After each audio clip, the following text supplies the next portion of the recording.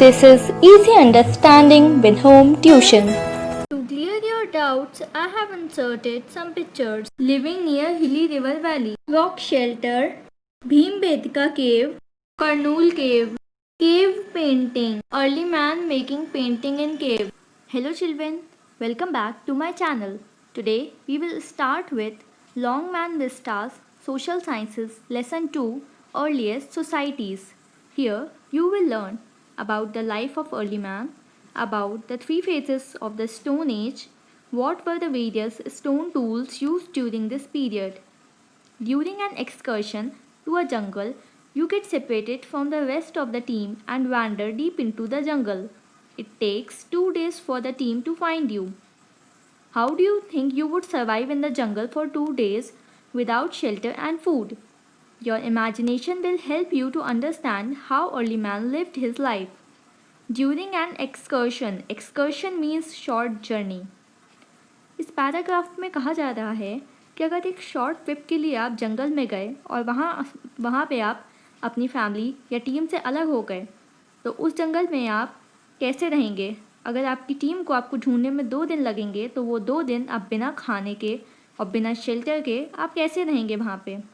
अगर आप ये चीज़ अच्छे से इमेजिन करेंगे तो आप ये समझ पाएंगे कि अर्ली मैन अपनी ज़िंदगी कैसे जीते थे. Life of early man. Hunter-gatherers. The early men were known as hunter-gatherers. They were called so because of the way they collected their food. They hunted wild animals, birds, fish, and gathered fruits, roots, seeds, and leaves from the plants around them. In this paragraph, जो early man हैं, उनको Hunter gatherers कहा जाता है. और उनको ऐसा क्यों कहा जाता है? हंटर का मतलब आप जानते हैं कि शिकारी, और गैदरर का मतलब इकट्ठा करने वाला. तो वो दोनों ही काम करते थे. हंट करते थे जानवरों को खाने के लिए और फ्रूट्स को गैदर करते थे, कलेक्ट करते थे खाने के लिए. Why were early man nomads. यहाँ नोमैड्स का मतलब होता है बंजारे. A person who does not stay long in the same place, a kind of wanderer. The early men had a nomadic life.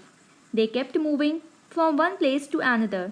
Have you ever wondered why the early men followed such a lifestyle? Early man जो थे वो एक nomadic ज़िंदगी जीते थे, बंजारों की तरह ज़िंदगी जीते थे. एक जगह पे लंबे समय तक नहीं रहते थे, वो एक जगह से दूसरी जगह जाते रहते थे. क्या आपको कभी इस बात पर आश्चर्य हुआ है कि जो अर्ली मैन थे वो इस तरह की ज़िंदगी क्यों जीते थे? A. The early men moved from one place to another in search of food. If they stayed in one area for a long period, they would have exhausted the plants and animals found in that area. B. Many times, the large animals of an area moved to other places in search of small prey or grass and plants. As a result, the early men also had to move with them. C. Since plants bear fruits in a particular season, the early men moved to other places for the rest of the year. तो इस paragraph में कहा जा रहा है कि जो early man थे वो एक जगह से दूसरी जगह जाते थे खाने की तलाश में, और वो एक जगह पे कभी भी ज़्यादा लंबे समय तक नहीं रहते थे, क्योंकि अगर वो एक जगह पे ज़्यादा लंबे समय तक रहेंगे तो वहाँ पे जितने फल फूल सब्जी होंगे वो सब लोग खा लेंगे, तो वहाँ पे कुछ भी नहीं बचेगा, और सारे एनिमल्स को भी हंट कर लेंगे, तो उस जगह में कोई भी एनिमल और फ्रूट्स नहीं बचेंगे. इसलिए वो दूसरी जगह चले जाते थे. जब एक जगह पे सब कुछ खा लेते थे, ख़त्म हो जाता था. और कभी कभी उन लोगों को बी पॉइंट में दिया गया है कि जो बड़े बड़े जानवर थे उनका शिकार करते हुए अगर वो किसी दूसरी जगह पे चले जाते हैं और उनका शिकार करना है अर्ली मैन को, तो वो उनके पीछे पीछे भी उस जगह से मूव कर जाते थे. और जो थर्ड पॉइंट में सी पॉइंट में कहा गया है कि जो प्लांट बियरिंग फ्रूट्स थे, अलग अलग तरह के प्लांट अलग अलग सीज़न में फल सब्जी देते हैं, और जो एक सीज़न में वो एक जगह पे फल सब्जी का मज़ा उठाते थे और फिर दूसरे सीज़न में दूसरी जगह चले जाते थे, क्योंकि उस सीज़न में अगले सीज़न में उस सीज़न की सब्जियां नहीं उगती थी. Tools used for hunting. Tools.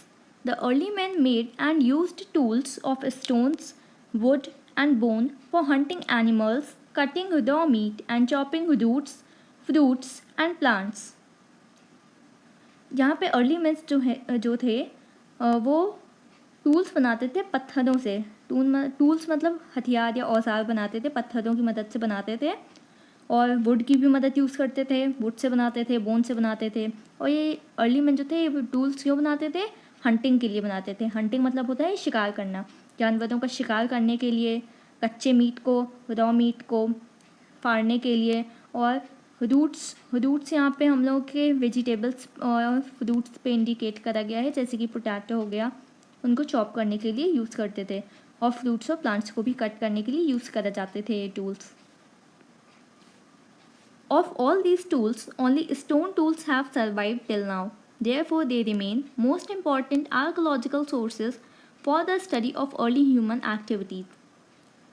पहले के अर्ली मैन्स ने बहुत सारे टूल्स का यूज़ करा, कई चीज़ों से उन लोगों ने टूल्स बनाए, लेकिन आज सिर्फ स्टोन टूल्स ही उनके आज भी हैं और सारे टूल्स नष्ट हो चुके हैं। इसीलिए जो स्टोन टूल्स हैं वो बहुत इंपॉर्टेंट आर्कियोलॉजिकल सोर्सेज बन चुके हैं, जो अर्ली मैन्स की स्टडी में बहुत हेल्प करते हैं। अब यहाँ पे आर्कियोलॉजिकल सोर्सेज क्या है, ये हम लास्ट चैप्टर में पढ़ चुके हैं कि archaeological sources are the sources of remains of past. इस पिक्चर में आप देख सकते हैं कि स्टोन टूल्स बने हुए हैं। अब आप अंदाज़ा लगा सकते हैं कि वो लोग किस तरह के स्टोन टूल्स बनाया करते थे।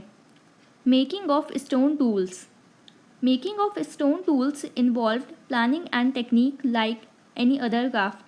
In other words, at first the early man viewed the picture of the tool, cutting edge, pointed edge, etc. in his mind according to his requirement and then evolved the technique of creating it out of a piece of stone. Many of the stone tools of Stone Age found in different parts of the world are broadly similar in shape. The early men used the following techniques to make stone tools. यहाँ पे कहा जा रहा है कि जो stone tools थे वो जो अर्ली मैन्स इनको बनाते थे, उसके पहले ये लोग प्लानिंग और प्लॉटिंग करते थे।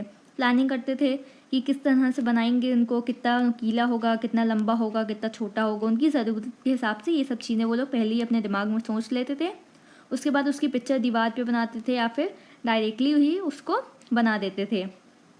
और ये जो स्टोन टूल्स हैं वो आज भी, स्टोन एज के जो स्टोन टूल्स हैं ये वर्ल्ड के बहुत सारी जगहों पे आज भी पाए जाते हैं।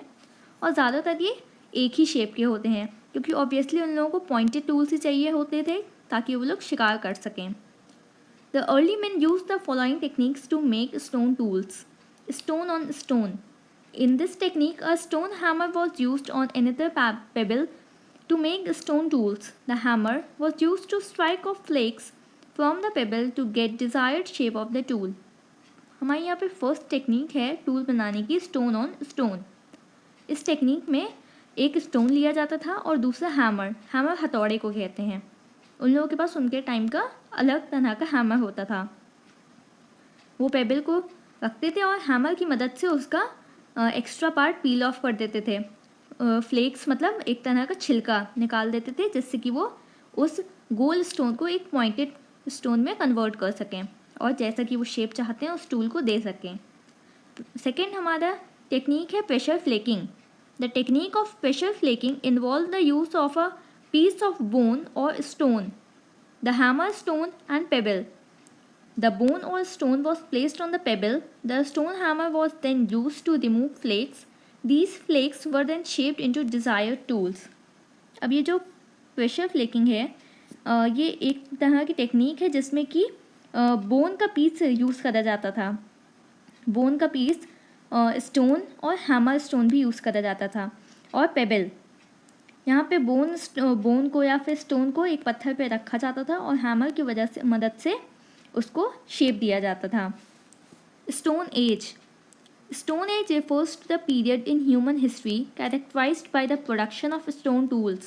These tools remain the main archaeological sources to understand the lifestyle and culture of the early men.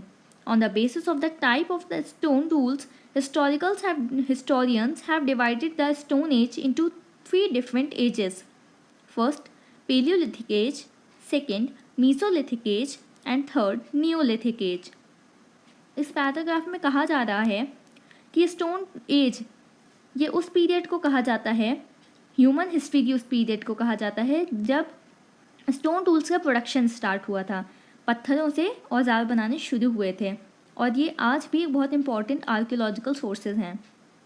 और इनकी मदद से हम उस समय की अर्ली मैन्स की लाइफ स्टाइल, उनके कल्चर को समझ पाते हैं और जान पाते हैं।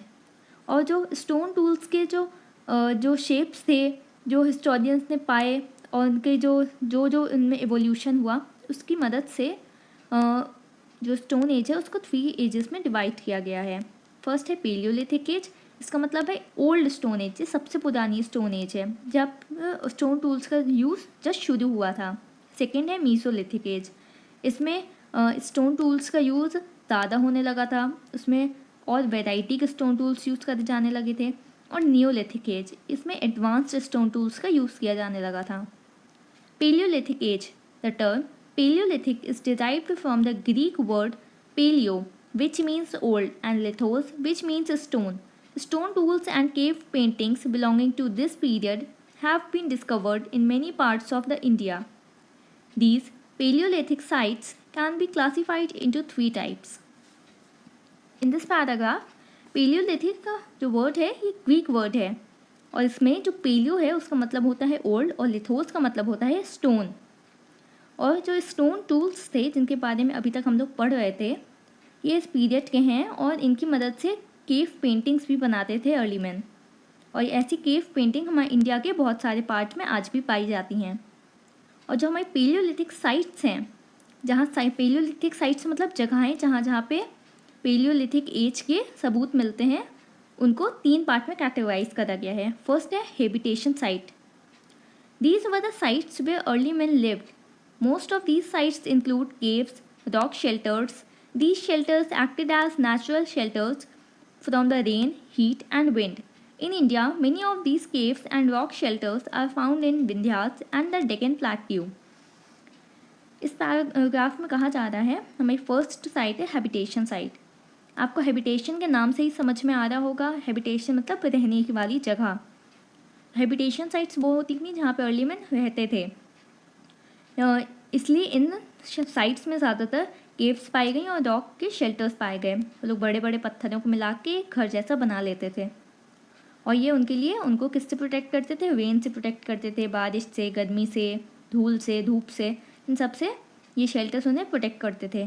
और ऐसी केव्स और रॉक शेल्टर्स हमारे इंडिया में विंध्यास और डेक्कन प्लेट्यू में पाए जाते हैं। फैक्ट्री साइट्स, सेकेंड है हमारा factory sites. These places were used for making stone tools by early man. These places usually contained blocks of stone, discarded tools and chips of waste tools. अब factory से ही आप समझ रहे हैं कि जहाँ पे कंस्ट्रक्शन होता है और चीज़ें बनाई जाती हैं। ये प्लेसेस ऐसी होती थी जहाँ पे स्टोन टूल्स बनाते थे अर्ली मैन, और यहाँ पे बड़े बड़े पत्थर पाए जाते थे जिससे वो लोग टूल्स बनाते थे। और जो उनका वेस्ट होते थे, छिलके होते, चिप्स का मतलब होता है एक तरह से छिलके या फिर जो छोटा मोटा टुकड़ा पत्थर का बचा वेस्ट की तरह, वो सब यहाँ पे पाया गया है। ऊपर यहाँ पे जो पिक्चर बनी हुई है इसमें आप देख सकते हैं कि एक केव बनी हुई है जिसमें अर्ली मैन रहते हैं। थर्ड है हमारा habitation cum factory site. These places were used by early man for both purpose to make stone tools as well as to live here for a long period of time. Third point में आप इसके नाम से समझ रहे हैं कि यहाँ पे लोग जो अर्ली मैन थे वो रहते भी थे और कंस्ट्रक्शन भी करते थे। यहाँ पे अर्ली मैन दोनों काम करते थे और लंबे समय तक रहते थे। Did you know? Site refers to place where the remains of tools, buildings, utensils, etc. are found. These materials were used by the people in the past. The archaeologists either find these on the surface of earth or buried under the earth. यहाँ पे पूछ रहे हैं कि क्या आपको site का मतलब पता है?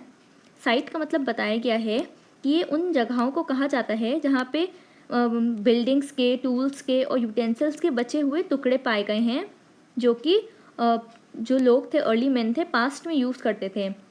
आर्कियोलॉजिस्ट मैं आपको लास्ट चैप्टर में भी बता चुकी हूँ, the person who studies the remains of the past. जो आर्कियोलॉजिस्ट थे उनको ये सब चीज़ें कहाँ मिली हैं? अर्थ की सरफेस में दबी हुई पाई गई हैं। Tools, the Palaeolithic man made crude and unpolished stone tools. अब क्रूड का मतलब है यहाँ पे सिंपल। जो पेलियोलिथिक मैन थे, जो पेलियोलिथिक एज में जो रहने वाले लोग थे, उनको पेलियोलिथिक मैन कहा जाता है। और वो लोग क्या थे?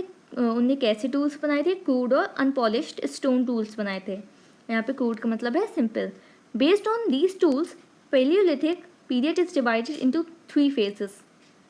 अब उन लोगों ने किस तरह के टूल्स बनाए थे, इसके बेसिस पे पेलियोलिथिक एज को 3 पार्ट में डिवाइड करा गया है। First, lower Palaeolithic. The tools used during this period were mainly hand axes, cleavers and chopping tools. तो इस समय में जो टूल्स यूज़ करे गए थे, बनाए गए थे, वो ज़्यादातर हैंड एक्सेस थी। एक्सेस का मतलब होता है कुल्हाड़ी। क्लेवर्स भी एक काइंड ऑफ टूल ही होते हैं। और चॉपिंग टूल्स, चॉपिंग का मतलब होता है छोटे छोटे टुकड़ों में काटना। तो छोटे छोटे टुकड़ों में काटने के लिए भी टूल्स बनाए गए। सेकंड है middle Palaeolithic. People largely used flakes. अब जो मिडिल पेलियोलिथिक एज थी, इसमें जो लोग थे वो फ्लेक्स का इस्तेमाल करते थे। फ्लेक्स भी एक टाइप ऑफ स्टोन टूल्स होते हैं। ये सब बस इनमें डिफरेंस यही है कि इनकी शेप का डिफरेंस है। Third, upper Palaeolithic. The tools of this period mainly include burins and scrapers. अब इस पीरियड में ज़्यादातर जो टूल्स यूज़ करे गए हैं वो ब्यूडेंस हैं और स्क्वेपर्स हैं। ब्यूडेंस क्या होता है? An engraving tool used for craving hard material. जो कड़ी चीज़ों पे एक तरह से खोद कर चीज़ें बनाने के लिए ब्यूडेंस यूज़ करे जाते थे। और जो स्क्रैपर्स हैं वो वुडन वर्क के लिए यूज़ करे जाते थे। In India, chipped stone made of a hard rock called quartzite have been found in large numbers in different parts. Hence, the Paleolithic men in India were also known as quartzite men. India में chipped stones से बने हुए hard rock के tools ज़्यादातर पाए गए हैं, जो कि क्वार्साइट रॉक से बनाए जाते थे। अब यहाँ पे चिप्ड का मतलब है, चिप्ड क्या चीज़ है? चिप्ड स्टोन्स ये एक तरह से हैमर की तरह यूज़ करे जाते थे और ये हार्ड रॉक से टूल्स बनाने में मदद करते थे। और ये जो टूल्स बनाए जाते थे हार्ड रॉक की मदद से, वो ज़्यादातर उनमें क्वार्साइट स्टोन्स होते थे, जो कि बहुत ज़्यादा नंबर में काफ़ी जगहों पे इस तरह के क्वार्साइट के बने हुए टूल्स पाए गए हैं। और क्वार्साइट अ वाइट और ग्रे सैंडस्टोन कंपोज्ड ऑफ क्वार्साइट। क्वार्साइट एक तरह का मिनरल होता है और ये ग्रे और वाइट कलर के दिखते हैं। और इसीलिए जो पेलियोलिथिक मैन हैं, इस एज के जो लोग हैं, उनको पेलियोलिथिक मैन कहा जाता है। और इनको इंडिया में क्वार्साइट मैन भी कहा जाता है, क्योंकि पेलियोलिथिक मैन जहाँ भी रहे हैं, उनकी जो भी साइट्स थी उन पे इंडिया में उनमें ज़्यादातर क्वार्साइट के टूल्स पाए गए। These tools were use to cut meat and bone, scrape bark from trees and cut fruits and roots of the plants. अब जो ये टूल्स थे उनका यूज़ कहाँ करा जाता था? हम लोगों ने पहले भी पढ़ा है कि मीट को काटने में, बोन को काटने में, और जो पेड़ की बार्क का मतलब होता है छाल, पेड़ की छाल को काटने में, फल सब्जियों को काटने में इनका इस्तेमाल किया जाता था। Some of these tools were attached with bone or wooden handle. These tools acted as spears and arrow which helped Paleolithic men to hunt. Some of these tools were also used to chop wood to make hut or to be used as firewood. अब जो इस समय के जो tools थे वो उनमें लकड़ी या बोन अटैच कर दी जाती थी, जो कि हैंडल का काम करते थे। और ये स्पीयर्स और एरो की तरह लगते थे। एरो मतलब होता है बाण। Which help Palaeolithic man to hunt, जिसकी मदद से पेलियोलिथिक मैन शिकार करते थे। और इनकी हेल्प से जो अर्ली मैन थे वो लकड़ियों को भी छोटे छोटे टुकड़ों में काटते थे, जिससे वो लोग हट बनाते थे, और ये फायरवुड की तरह भी यूज़ करी जाती थी। Palaeolithic culture, life style. As we already know, the Palaeolithic men were hunters and gatherers. They hunted food, they hunted animals and gathered edible plants and tubers for food. To protect themselves from adverse climatic condition, they used bark or leaves from the trees or the skins of animals to cover their body. Since they used stone tools, they had to live in hilly areas. They could settle down only in the hilly river valleys. A Paleolithic culture. Culture क्या होता है? Ideas, custom and social behavior. उस time के early mains का, उसको palaeolithic culture कहा जाता है। फर्स्ट है लाइफ स्टाइल। लाइफ स्टाइल में हम लोग जानते ही हैं, लाइफ स्टाइल का मतलब होता है रहन सहन। उस समय के जो पेलियोलिथिक मैन थे वो हंटर और गैदरर थे। वो लोग जानवरों का शिकार करते थे। और एडिबल का मतलब होता है खाने लायक। खाने लायक पौधों को जो जहरीले ना हो, हम लोग आराम से खा सकें, वैसे पौधों को इकट्ठा करते थे। और ट्यूबर्स का मतलब होता है अंडरग्राउंड लीव्स और प्लांट्स। अंडरग्राउंड प्लांट्स को कहा जाता है ट्यूबर्स, जैसे पोटैटो। इन सबको कलेक्ट करते थे खाने के लिए, इसलिए इनको गैदरर्स भी कहा जाता है। और ये लोग खुद को प्रोटेक्ट करने के लिए एडवर्स क्लाइमेटिक कंडीशन से, जैसे कि बारिश हो गई, धूल हो गई, धूप हो गई, हम लोग कपड़े पहनते हैं आज के टाइम पे, उस टाइम पे कपड़े नहीं होते थे, इसलिए वो लोग खुद को कवर करने के लिए, खुद को प्रोटेक्ट करने के लिए पेड़ की बार्क को यूज़ करते थे, पत्तियों का इस्तेमाल करते थे और जानवरों की स्किन का इस्तेमाल करते थे। और ये लोग उस समय में स्टोन टूल्स यूज़ करते थे ज़्यादातर, इसलिए इनको हिली एरिया में रहना पड़ता था, क्योंकि स्टोन टूल्स ज़्यादातर पहाड़ों पे ही, स्टोन्स पहाड़ों पे पाए जाते हैं। Discovery of fire. People of this period knew about fire. Archaeologists have found evidences of ash from the Paleolithic site of Kurnool. They would have used fire for various purposes, for light, to cook meat, and to scare away wild animals. अब जो palaeolithic as के जो लोग थे, early main थे palaeolithic as के, वो लोग फायर की डिस्कवरी कर चुके थे, आग की डिस्कवरी कर चुके थे, वो लोग आग के बारे में जानते थे।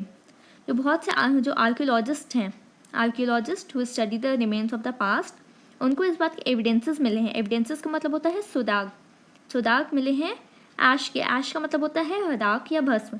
उन लोगों को राख के सुदाग मिले हैं पेलियोलिथिक साइट्स में, और ये स्पेशली कहाँ मिले हैं? पेलियोलिथिक साइट कौन सी? कुरनूल। कुरनूल एक जगह है आंध्र प्रदेश में। उनको ऐश के, आग के सबूत मिले हैं कुरनूल की पेलियोलिथिक साइट में। और उनको ये पता चला है कि जो पेलियोलिथिक मैन थे, अर्ली मैन थे उस एज के, वो इस आग का इस्तेमाल किस लिए करते थे? रोशनी करने के लिए करते थे, लाइट के लिए, मीट को कुक करने के लिए, और जंगली जानवरों को डरा के भगाने के लिए इस्तेमाल करते थे लाइट का, आग का। Rocks and cave paintings. The paintings and engravings found at rock shelters used by the Paleolithic people give us a considerable idea about their social life and economic activities. Paleolithic sites in India like Bhimbedka, Adamgarh, Pratapgarh, and Mirzapur are rich in paintings. These paintings depict human food gathering, fishing, and other human activities. Rocks and cave paintings. पत्थर और cave paintings. जो केव होती थी उनमें पहले के जो early mains थे वो उसमें पेंटिंग करते थे, तो उसी को केव पेंटिंग कहा जाता है। अब ये केव पेंटिंग कैसे करते थे? वो लोग पत्थरों की हेल्प से दीवार में गड़ा के ड्राइंग बनाते थे, अपने एक्सपीरियंसेस को बनाते थे, उनको केव पेंटिंग्स कहा जाता है। Cave paintings and engravings. Engravings का मतलब होता है नक्काशी। ये सब चीज़ें ये लोग रॉक शेल्टर्स में बताते थे, और ये लोग जो भी चीज़ें बनाते थे, जो भी एक्सपीरियंस करते थे, ये लोग दीवार में बनाते थे, उसकी मदद से हमें इनकी सोशल और इकोनॉमिक लाइफ के बारे में बहुत कुछ पता चलता है। अब इंडिया में भीमबेटका है, आदमगढ़ है, प्रतापगढ़ है, मिर्ज़ापुर है, ये सब जगहें हैं जहाँ पे ये जो केव पेंटिंग्स हैं बहुत ज़्यादा पाई जाती हैं। बहुत ज़्यादा जगह पे केव पेंटिंग्स बनी हुई हैं इन जगहों में। अगर आपको केव पेंटिंग देखनी है तो आप इन जगहों पे घूमने ज़रूर जाइएगा। यहाँ पे जो पिक्चर बनी हुई है सबसे ऊपर, उसमें आप देख रहे हैं कि अर्ली मेंस हैं, और ये जो पेंटिंग बनी हुई है ये अर्ली मेंस ने बनाई है अपने एक्सपीरियंस के द्वारा। यहाँ पे आप समझ सकते हैं इस पेंटिंग को देख के कि एक बहुत बड़ा सा एनिमल है और ये सब लोग मिलके उसका शिकार कर रहे हैं। तो इस तरह के एक्सपीरियंसेस वो लोग केव पेंटिंग में बनाते थे। Mesolithic age. The Mesolithic age is also known as middle stone age. It refers to the period beginning about 12,000 years ago till about 10,000 years ago. जो मीसोलिथिक एज है उसे मिडिल स्टोन एज भी कहा जाता है। ये बीच की एज है। सबसे पहली थी हमारी पेलियोलिथिक और दूसरी है मिडिल की मीसोलिथिक एज। ये पीरियड है, ये हमारा पीरियड था 12,000 ईयर्स पहले। कैन यू इमेजिन 12,000 ईयर्स पहले? और ये कब तक रहा? उस 12,000 ईयर्स से पहले से लेके 10,000 ईयर्स तक ये पीरियड रहा। Changes during Mesolithic period. The end of Palaeolithic period was characterised by a rise in temperature. The climate of the earth became relatively warmer and dry. This in turn affected human life and brought about changes in flora and fauna. अब जो Mesolithic period में changes क्या क्या आए? जो palaeolithic period हमारा and हुआ तो उसके बाद जो मीसोलिथिक पीरियड स्टार्ट हुआ उसकी बिगनिंग में हमने देखा, ये पाया गया कि जो अर्थ का टेम्परेचर था वो बढ़ गया, जिसकी वजह से अर्थ के एटमॉस्फेयर में ज़्यादा गर्मी आ गई और हमारा एटमॉस्फेयर ड्राई हो गया। और इसकी वजह से हमारी ह्यूमन लाइफ स्टाइल, जो अर्ली मेंस थे उनकी लाइफ स्टाइल इफेक्ट हुई, और इसकी वजह से फ्लोरा और फाउना में भी चेंज आया। फ्लोरा फूल वाले पौधों मतलब जनरली पौधों को कहा जाता है, और फाउना एनिमल्स के लिए डिपिक्ट किया जाता है जो कि एक पर्टिकुलर एरिया में पाए जाते हैं। First, the period witnessed rapid development of grasslands which in turn increased the number of grass-eating animals. Second, the rise of grass-eating animals made life easy for early men. They began to understand more about the animals, like their food habits and their breeding season. This may have led to beginning of the process of domestication of animals. Third, the vast grasslands also contained grain-bearing grasses such as wheat and barley. People started collecting these grains and used them as food. In this process, they may have learned the life cycle of the crops. This may have forced them to think about growing plants on their own.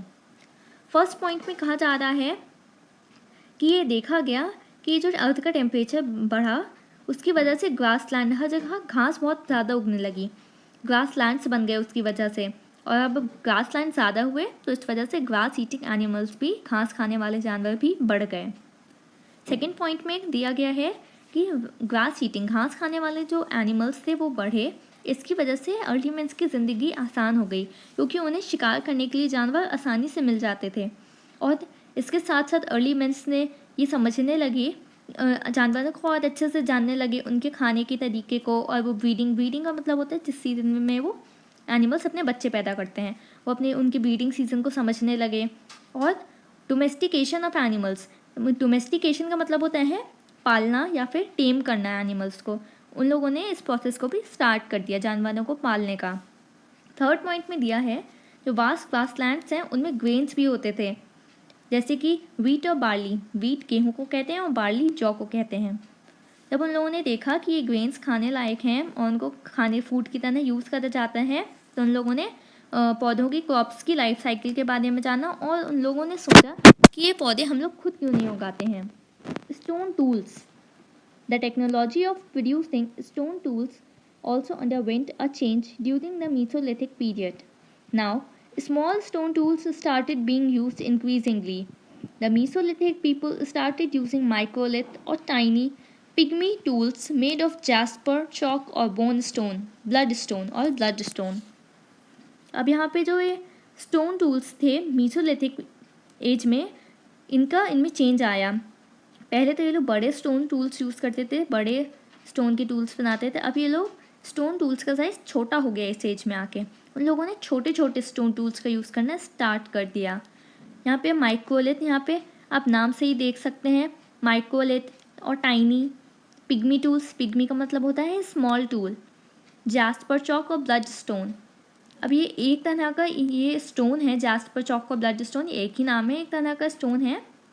In ancient time it was believe that it is a magical stone that could stop bleeding instantly. पहले के time में, Asian time में लोगों को लगता था jasper chalk और blood stone एक मैजिकल स्टोन है, चमत्कारी पत्थर है जिससे ब्लड की जो ब्लीडिंग है, खून बहना तुरंत बंद हो जाता है। They started using wooden handles for tools and weapons. इस टाइम में ये लोग वुडन हैंडल्स भी टूल्स में लगा के यूज़ करने लगे।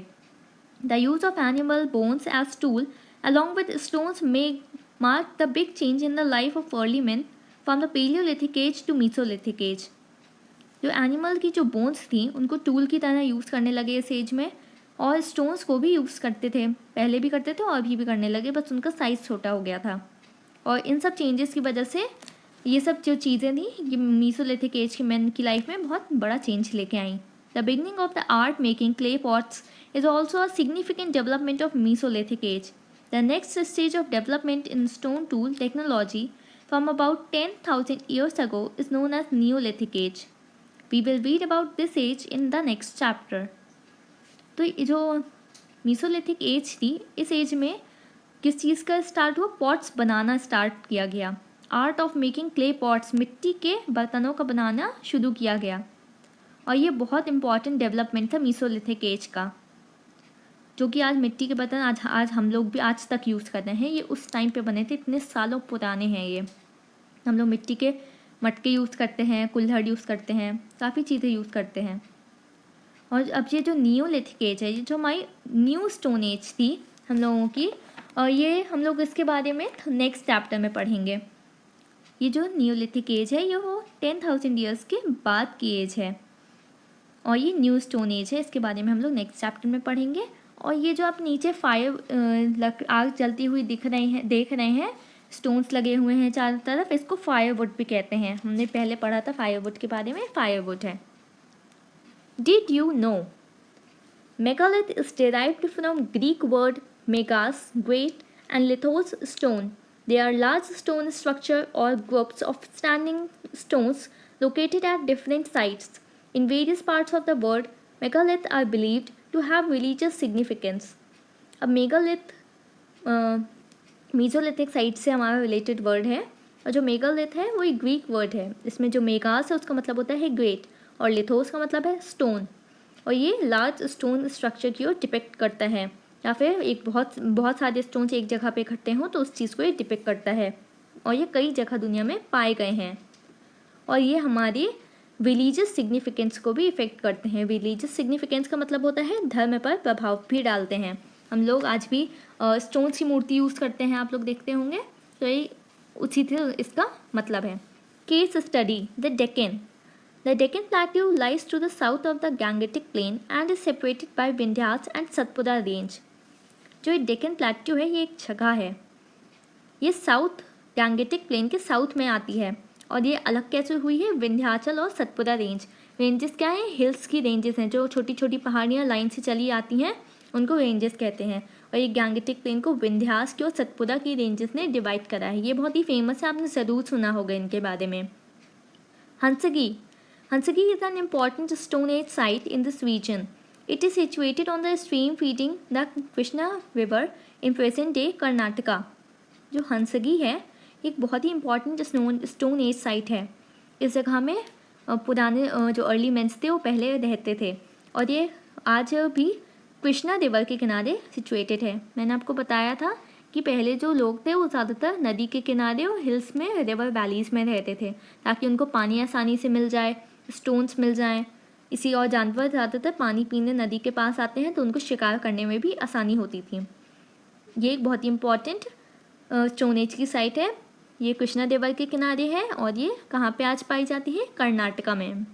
The Palaeolithic remains have revealed the use and existence of a variety of tools including choppers, cleavers, knives and scrapers made from the locally available raw material limestone.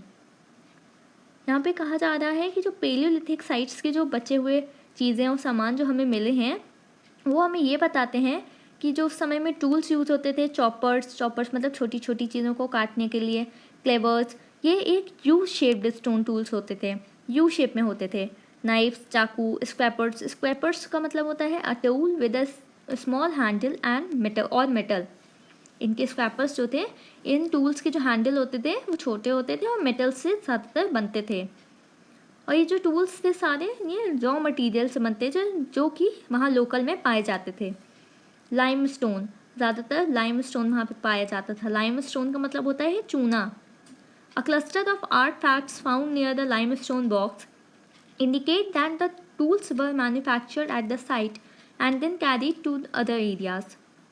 Cluster का मतलब होता है ढेर। आर्टफैक्ट्स होते हैं man made objects और tools, जो उस एरिया में मैन मेड टूल्स आर्टफैक्ट्स पाए गए हैं लाइमस्टोन रॉक्स के आसपास। लाइमस्टोन मतलब चूने के बड़े बड़े पत्थरों के आसपास जो पाए गए हैं, ये इंडिकेट करते हैं कि जो स्टोन टूल्स थे ये उस जगह पे मैन्युफैक्चर करे जाते थे, बनाए जाते थे, और फिर उनको दूसरी जगह लेके जाया जाता था। हलूद is an another important significant site representing the Chalcolithic and Megalithic cultural phase. ये जो हलूद है ये एक दूसरी इम्पॉर्टेंट जगह है जो हमें चार्कोलिथिक और मेगालिथिक पीरियड के बारे में बताती है, इनके कल्चरल फेज के बारे में बताती है। We get the evidences of use of polished stone axes, stone blade and copper fish hooks here. The excavation of the site has also given a picture of megalithic burials containing black and red ware together with arrowheads beads of bone, etc. The vegetal remain of millet and the animal bone of cattle indicated a pastoral form of economy of the megalithic period. यहाँ पे कहा जा रहा है कि जो archaeologist हैं उनको इस चीज़ के सुराग मिले हैं. पॉलिश्ड स्टोन एक्सेस, उस समय में भी लोग स्टोन एक्सेस का इस्तेमाल करते थे जो कि पॉलिश्ड होती थी. पॉलिश्ड स्टोन एक्सेस, कुल्हाड़ी, पॉलिश्ड पत्थर की कुल्हाड़ी, ब्लेड्स पत्थर की, कॉपर की फिश हुक्स, जो फिश हुक्स होती हैं जो फ़िश को पकड़ने में यूज़ की जाती हैं, उनको फ़िश हुक्स कहते हैं. कॉपर की बनी हुई फ़िश हुक्स वहाँ पाई गई. और जब उसको उस जगह को खोदा गया, एक्सकेवेशन मतलब होता है खोदना, तो वहाँ पे एक पिक्चर पाई गई मेगालिथ पीरियड की जो वहाँ पे दबी हुई थी, जिसमें कि जो लोग थे वो क्या ब्लैक और रेड वेयर मतलब होता है बर्तन या सामान, ब्लैक और रेड कलर का सामान लिए थे. उनके पास एरो हेड्स का मतलब होता है बाण थे, मोती पहने हुए थे, बोन्स के मोती थे और कई सारी चीज़ें थी. The vegetarian remains of millet and the animal bones of cattle indicated pastoral form of economy of the megalithic period. अब वहाँ पे सब्जियों के बचे हुए जो खाने वाली चीज़ें थी, मिलेट के बचे हुए टुकड़े पाए गए, एनिमल बोन्स पाई गई कैटल की, जो इंडिकेट करती थी कि लैंड यूज्ड फॉर ग्रेसिंग और कीपिंग कैटल, जिसकी जो पास्टोरल का मतलब होता है लैंड यूज्ड फॉर ग्रेसिंग और कीपिंग कैटल. वहाँ पे जो खाने का रिमेन्स बचे हुए और जो एनिमल बोन्स मिलती थी वो उस समय की इकोनॉमी को डिपिक्ट करती थी. Discuss the life of early man in Hunsgi and Hallur in group. ये आपको एक ग्रुप एक्टिविटी दी गई है कि आप इसके बारे में और रिसर्च करें और अपने फ्रेंड्स के साथ डिस्कस करें. यहाँ पे जो एक मैप बना हुआ है ये स्टोन एज साइट्स का मैप बना हुआ है. इसमें जो जहाँ पे रेड पिंक कलर का ट्रायंगल बना हुआ है वो सब पेलियोलिथिक साइट्स हैं हमारे इंडिया में जो हैं. भीमबेटका है, हंसगी है, करनूल केव्स हैं. सेकेंड ट्रायंगल है ग्रीन कलर का जो कि मेगालिथिक साइट्स को डिपिक्ट करता है हमारे इंडिया की.